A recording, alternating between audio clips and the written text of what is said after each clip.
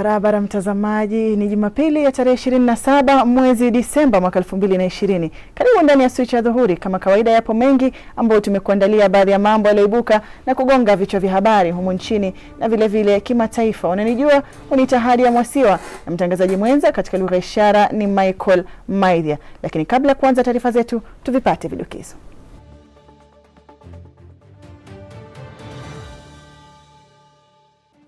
BBI inalemaza ajenda kuuza serikali, naibu rais akiri. Vuta ni kuvute ya kumng'atua spika wa kaunti ya Kisii David Kombo yachukua mkondo mpya. Na tutakupa tathmini ya matokeo na matukio ya mwaka 2020. Na mtazamaji, nikukumbusha unasema nasi moja kwa moja kupitia ujumbe mfupi ndani ya 111444111. Vile vile unaweza kulunga nasi kupitia mitandao yetu ya kijamii @SwitchTV Kenya kwenye mtandao wa Twitter, wa Instagram na Facebook vile vile. Na tukianza taarifa zetu ni kwamba aliyekuwa mbunge wa Kaloleni Gunga Mwinga ameaga dunia akiwa na miaka 45. Gunga alikuwa amejitenga katika hospitali ya Mombasa baada ya kupatikana na virusi vya corona. Gunga ambaye alichaguliwa mwaka 2013 kwa tiketi ya chama cha KADU alikuwa mkereketwa wa masuala ya uongozi katika eneo la pwani ya Kenya. Kabla ya kuchaguliwa alikuwa mwalimu na mwanasheria tajika. Baada ya kupokea taarifa hiyo, mbunge wa sasa wa Kaloleni amesema kuwa atasimama na familia yake Gunga wakati huu wa msiba. Msemaji wa familia hiyo Gunga Baya, ambaye pia ni nduguye, amesema kuwa wataarifu umma kuhusu mipango ya mazishi. Kwa kweli tumepata na msiba wa ghafla. Kwa tunasema ni ghafla, manake Mungu ndiye amepanga. Yale yaliyopatikana ndo hayo. Mimi nataka niseme kwamba familia tuko na huzuni. Tuko hapa Mombasa Hospital. Tunasikia kuumia sana. Kiongozi, nimefika hapa hospitali kuungana na familia kwa msiba huu na kupatia pole bibi yake, watoto wake, mamake, babake na ndugu zake, kwa sababu hali hii ni ngumu, na tutaendelea kushirikiana na familia kwa mipango ya mazishi. Tunaleta pole zetu kwa familia, na kama mawakili tumepoteza wakili ambaye alikuwa ni wakili tajika, wakili shupafu ambaye amefanya kazi nasi kama ya wakili karibu miaka 20. Ni pigo kubwa kwetu kwa sababu ni wakili kama wa 4 ambaye amefariki mwaka huu, na wakati huu sisi hatutauliza maswali mengi, ila tunamshukuru Maulana kwa kutupa ndugu yetu Gunga kwa miaka hii ambayo ametupa, na kwa sasa amepumzika. Na Mola ailaze roho yake mahala pema paliyo na wema. Na tukisonga mbele ni kwamba naibu wa rais William Ruto amelalamika kuwa mchakato wa BBI umelemaza malengo yaliyoahidiwa na serikali ya Jubilee kwa wananchi kabla ya mwaka 2022. Katika mazishi yake, babake mbunge wa Bumula Mwambu Mabonga, Maureen Mabonga Wanjala, siasa za BBI, muungano wa viongozi wa jamii wa Waluya, zilizungumziwa katika mazishi hayo. Na Mukana Samuel na taarifa hiyo. Naibu wa rais William Ruto amelalama kuwa mchakato wa BBI umelemeza malengo yaliyoahidiwa na serikali ya Jubilee kwa wananchi kabla ya mwaka wa 2022. Ruto amesema kuwa ajenda 4 kuu za serikali ambazo ni ujenzi wa nyumba za harama nafuu, uzalishaji wa chakula, afya kwa wote na ustawishaji wa viwanda hazitaafikiwa iwapo serikali itaendelea na msukumo wake wa BBI. Na watu ya NASA wakakuja wakatuambia hii mambo yote mumepanga sio ya muhimu, sasa tuko na emergency. Wakatuletea kitu inaitwa handshake na wakatuletea ingine inaitwa BBI. Wakati waliuliza pesa ya BBI, hiyo pesa itoka mara moja ya kutoka mambo ya kuangalia mambo ya signatures. Oparanya wewe, mbona wakati huo kusema hii pesa ya signatures about 1 billion itolewe kulipa wafanyikazi wa county government? Akiongea katika mazishi ya babake mbunge wa Bumula Mwambu Mabonga, Morris Mabonga Wanjala, Ruto amesema kuwa ukosefu wa kazi na umaskini ndio shida kubwa ya nchi ya Kenya. Na kwa sababu uchumi ndio ya muhimu, tatizo ya uchumi ya Kenya ni kwa sababu ni watu wengi wanafanya kazi ndio wanalipa ushuru, na ni biashara chache ya watu wakubwa ndio inaendelea Kenya hii. Siasa za BBI zilishika moto katika mazishi haya, wabunge wa eneo la Magharibi wakilumbana kwa misimamo yao mikali juu ya ripoti hii. Sisi tumetosheka. Yeye alipiga Wetangula akafuta kazi. Akapiga Wamala kijana akafuta kazi. Hata huyu Chris Wamalwa ni Raila Odinga alifuta mimi kazi. Siasa za muungano wa viongozi wa jamii ya Waluhya zilichacha katika mazishi hayo, mbunge wa Kandui Wafula wa Mnyinyi akimkashifu Moses Wetangula kwa kutumia cheo chake kujinufaisha. Mchana wanatuzi William, na jioni wako huko kwake. Ni mheshimiwa ambaye ameonyesha ujasiri ya kuongeza jamii, tutamuunga mkono. Mazishi yake Maurice Mabonga yalifanyika katika eneo la Nahwana, eneo bunge la Bumula, kaunti ya Bungoma, na Mkana Samuel, runinga ya Switch. Gavana wa kaunti ya Kakamega Wycliffe Oparanya ameonya kuwa ugatuzi utalemazwa iwapo hazina ya kitaifa ya kutoa fedha itaendelea kuchelewesha fedha za kufanikisha maendeleo. Harriet Chimea na taarifa hiyo. Mwenyekiti wa baraza la magavana Wycliffe Oparanya ametahadharisha kuwa kucheleweshwa kwa mara kwa utoaji wa pesa kwa kaunti utalemaza ugatuzi. Miradi ya maendeleo na shughuli zingine katika kaunti zimekwama kwa sababu ya ukosefu wa pesa. Miezi mitatu kaunti zote sijapata pesa. 3 months. Sasa hii kama ni devolution kani ambayo hatupati pesa, tunakuja hapa tunaongea mambo mengine na sisi tunaenda kwa ofisi. Akiongea katika shule ya msingi ya Nahwana huko Bungoma wakati wa ibada ya mazishi ya babake mbunge wa Bumula Mwambu Mabonga, gavana huyo alidokeza kuwa kaunti haziwezi kuwalipa wakandarasi na wasambazaji wengine waliotoa huduma kwa serikali za ugatuzi. Contractors wako hapo, wengine wana madeni, wanaenda auction, nifanye nini? Hayo ndio nitakuwajia ukiwa naibu wa rais. Ukija wakati nitakuwa naenda, nitawaja mtu wangu hapa, ataniambia majibu. Oparanya amesema serikali ya kitaifa ina mipango ya kuanzisha kituo cha saratani Magharibi itakayotoa matibabu ya ugonjwa huo ambao umewaua watu wengi katika eneo hilo. National government imekubali kuweka cancer center kubwa kabisa katika sehemu hii. Tutaweka sahihi hivi karibuni. Mazungumzo imeisha na nina hakika katika bajeti hii au bajeti ijayo ujenzi wa cancer center kubwa itakuwa sehemu hii ya Western, na sisi kama magovernors tutakaa pamoja tujue tutaiweka wapi. Kwa sasa mashauriano yanaendelea baina ya viongozi mbalimbali wa eneo hilo kubaini mahali ambapo kituo hicho kitaanzishwa. Nikiripotia runinga ya Switch, mimi ni Harriet Chimea. Kutoka taarifa yake Harriet Chimea, twende hadi Kisii ambako askofu wa kanisa la Anglikana jimbo la Kisii amekashifu vikali kitendo cha polisi cha kurusha vitoa machozi ndani ya kanisa moja katika kaunti ya Kisii. Polisi hao walikuwa wakiwafurusha wawakilishi wadi ambao walikita kambi kanisani kutoroka polisi. Mzozo huo unatokana na siasa za kutaka kumng'atua spika wa bunge la kaunti hiyo David Kombo mamlakani. Alex Kaneru anaarifu.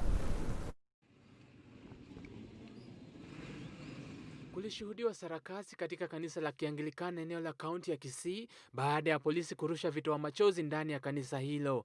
Vurugu hizo zilitokana na wawakilishi wa wadi ambao walikuwa mafichoni katika kanisa hilo baada ya kufurushwa kutoka kwa lango lao la bunge la kaunti walipokuwa wakitaka kuingia kwa fujo. Akizungumza na wanahabari, askofu wa kanisa hilo John Omangi alikashifu tendo hilo la polisi kurusha vitoa machozi ndani ya pahala pa kuabudu. We are seated here to condemn an incident which has happened here in our church this morning which has been brought about by the county government of Kisii, the enforcement officers. It is in the morning that the tear gas has been thrown into the church and into our official residence by enforcement officers and the police. Here are the canisters in the church. They were pursuing some MCAs due to some political activities which are going on in the county assembly of Kisii. Askofu huyo alisema wataandaa misa ya kusafisha kanisa hilo kutokana na kitendo hicho ambacho wanadai kilileta aibu. Church is a holy ground, so we are contemplating that because people came from outside who are not Christians and members of this church and beat somebody in the church with rungus, we are going to organize a service of cleansing the compound, because cleansing the church of God from the defilement which has been done by the people who came and beat and chased people all over in the church compound. Pia aliwaomba wanapolisi kuomba msamaha kwa kitendo hicho, na amewaomba watafute njia mbadala za kutatua mzozo kati ya wawakilishi wa wadi na spika wa bunge hilo la county. We demand an apology from those who are concerned, because they have broken church items and even the compound where they came in. And this matter should reach the Minister for Interior, Matiang'i, to find out why such things are happening. Because now we feel that places of worship are not respected anymore. Mwakilishi wa wadi ya Boikanga Joseph Choya alipata majeraha ya kichwa na mgongo kutokana na vurugu hizo na kupelekwa hospitali ya Aga Khan Kisii, ambapo alipata matibabu na kurudi nyumbani. Mzozo huo umetokana na siasa za wawakilishi wa wadi ambao wanataka kumtimiwa spika wa bunge hilo David Kombo. Nikiripotia Switch TV, naitwa Kaniaru Alex.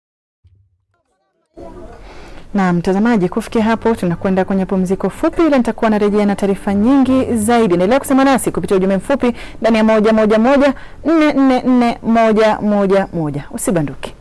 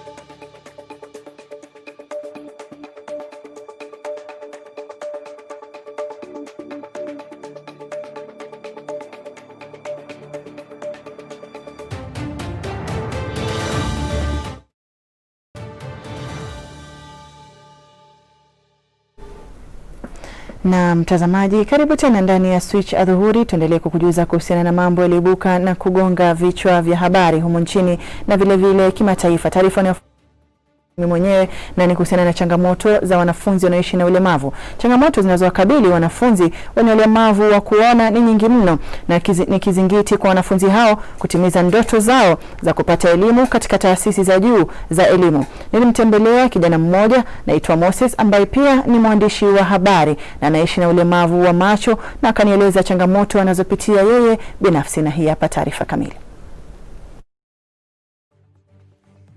Mtazamaji, karibu tena ndani ya Switch. Kuhama kutoka wanahabari wa jadi hadi wanahabari wa kidijitali kumefanya kazi ya wanahabari kuwa ngumu mno. Being a journalist takes not only talent but also hard work, and still finding a job is a hurdle, especially in a job market filled with thousands of talented and trained journalists. Let's do this. Violence is a daily economic recovery in the country is the use of policymakers and implementers who will pinpoint the gaps in the economy to ensure that the large... Inaaminika kuwa ili mtu awe mwanahabari tajika anafaa kuwa na talanta, shauku na ustadi. Lakini kulingana na Moses, safari yake imekuwa yenye masaibu sihaba. Mnamo mwaka 2016, Moses alipoteza uwezo wake wa kuona pamoja na kazi yake wakati mmoja baada ya upasuaji wa macho kufeli. I had an eye condition called glaucoma from way back, but it was discovered a bit late. And by the time it was being discovered that it was actually glaucoma, I had already lost my right eye. So when we went to the doctors, they examined and noticed that the right eye was now affecting the left. They decided, you know what, it's best if we do a procedure on the left and try and save it before it gets damaged as well. So I accepted, but in the course of the procedure, the doctor scarred my retina and I ended up losing my sight.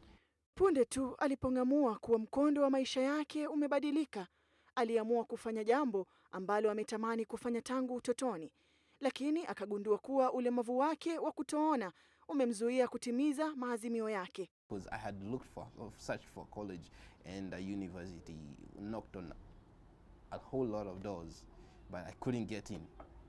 Every time I walked into a college, they could just tell me, the moment they notice I'm using a white cane, they tell me, no, we don't have facilities for persons with disability, and we cannot host you here. Walakin juhudi zake hazikuambulia patupu.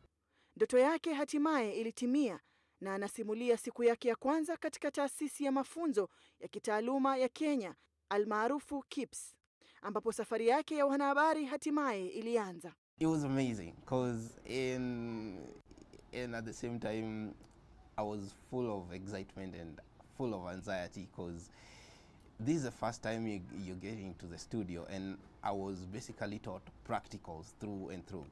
So it's the first time you're sitting in front of the mic and you're told, ongea, to say anything. And you're like, man, I'm blank. I can't. Changamoto ya ukosefu wa ajira imekita mizizi mno kwenye sekta ya wanahabari, huku ikijaa maelfu ya watu waliofuzu. Hata hivyo, Moses anasema kuwa masaibu yake anayopitia ni makubwa mno. When someone who sasa msiako sawa wakati anatafuta job, I have to work doubly hard to get that job as well. And then there's still this stereotype yati msi yako na impairment haezi fanya kitu fulani. I usually walk into some place, mtu aniangalia anaona niko na cane, akisikia ati nimekuja appointment anashangaa. I've been asked, we tukusaidia na nini huku atupatianangi nini, tukupatianangi pesa. And I always act dumb. Pesa mko na do.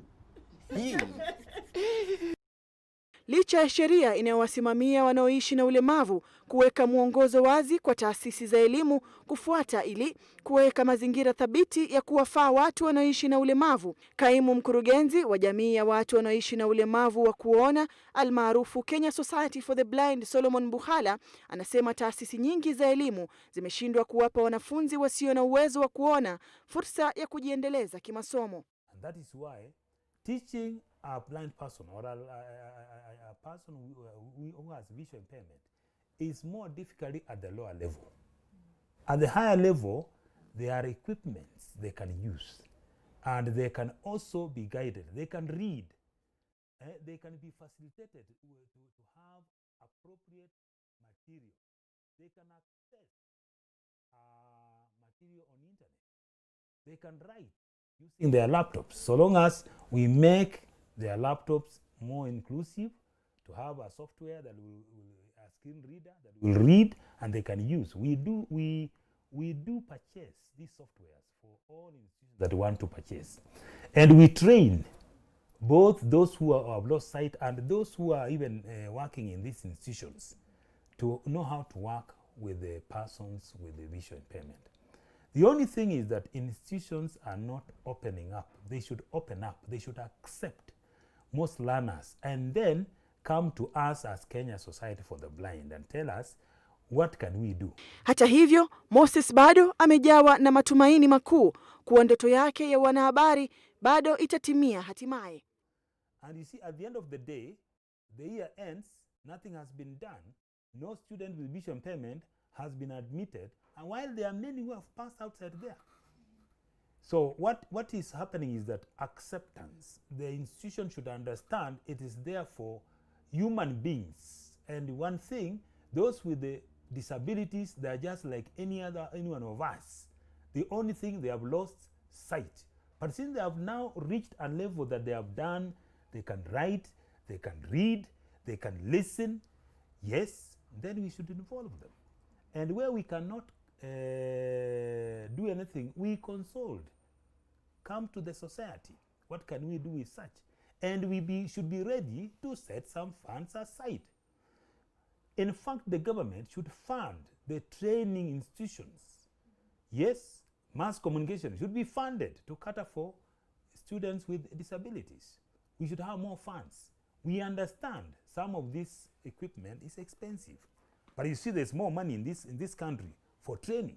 When it comes to infrastructure, improving infrastructure of learners, people with disabilities should be taken in consideration.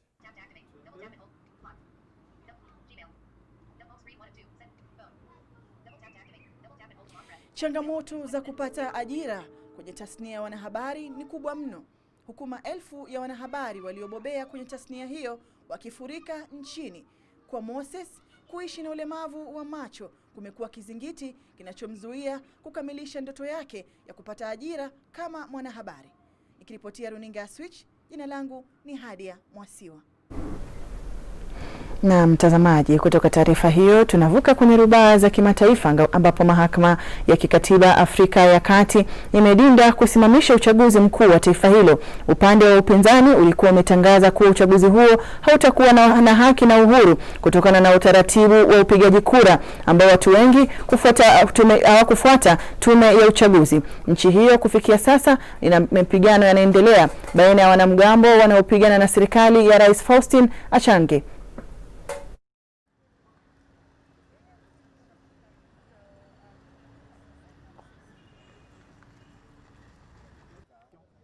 Now, the primacy of the Constitution requires that constitutional provisions be given precedence, so applications made on the basis of the provisions of Article 115 of the Electoral Code were rejected by the Constitutional Court.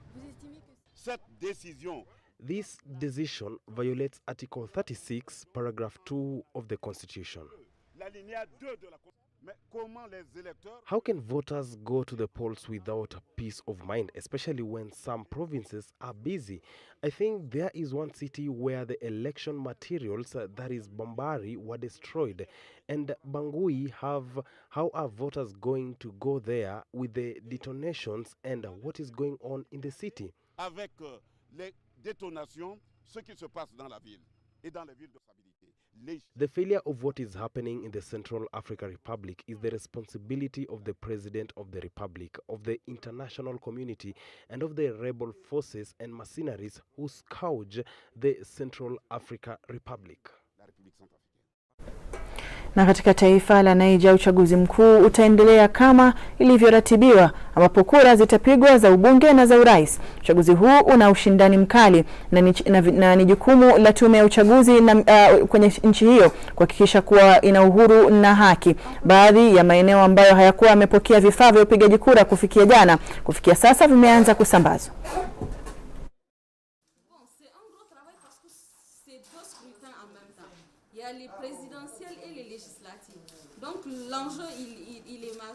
It's a big job because there are two elections at the same time, the presidential and legislative elections. The stakes are high. We have to make sure that the ballots that have to go to the ballot box for the presidential election go there, and those that are for the legislative elections go to that ballot box. So we try to organize ourselves as well as possible. Our first concern was that the materials were delivered to us on time. Finally, the day.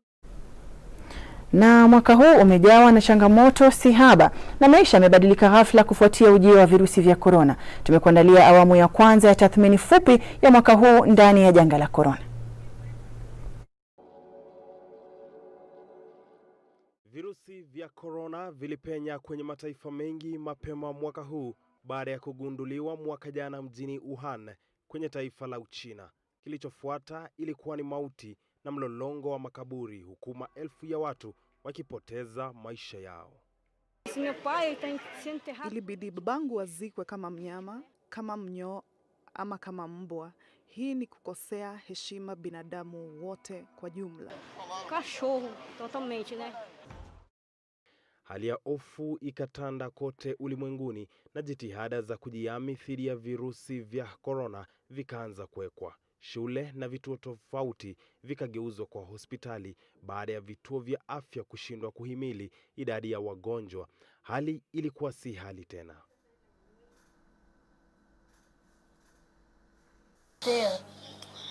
Nilishangaa kwamba bado nilikuwa hai kwa sababu niliambiwa kile kilichotokea. Nilidhani kwamba nilikuwa nimeaga dunia na kwamba nimefufuliwa na kurejeshwa tena.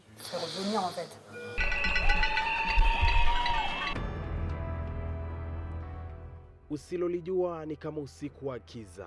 Mataifa yaliweka mikakati ili kudhibiti msambao wa virusi hivyo. Mipaka ilifungwa, shule zikafuata, kuvaa barakoa, kutumia vieuzi na kuosha mikono mara kwa mara kukaimizwa. Ila huku harakati za kupambana na virusi hivyo zikiendelea, maelfu ya watu walijitokeza na kupinga masharti yaliyowekwa ili kudhibiti msambao wa virusi hivi. Kirusi cha corona ni uongo mtupu. Hakuna jambo kama hilo. Pole kwa wale ambao bado hawajagundua hilo. Ila kama wasemavyo wahenga, jitihada huleta kudura, na hatimaye juhudi za wanasayansi waliungana na kuja pamoja kote ulimwenguni zikaanza kuzaa matunda na mwanga ukaonekana.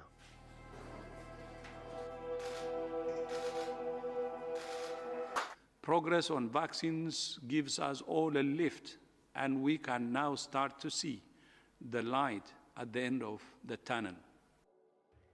Licha ya hatua nyingi kupigwa katika vita dhidi ya virusi vya corona, janga limeendelea kuwa sugu, kwani kirusi cha corona kimejigeuza cha chandu na kuishilia kutokandamizwa na chanjo iliyozinduliwa. Vita bado tungali navyo.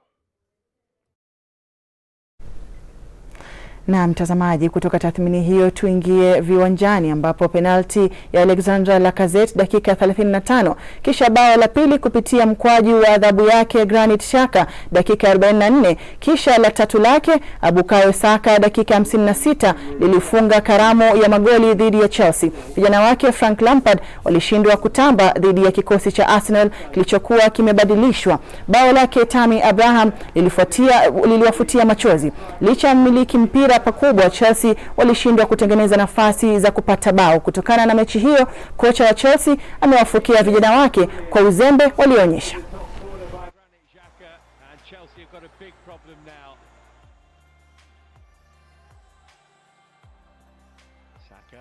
Oh, it's gone in.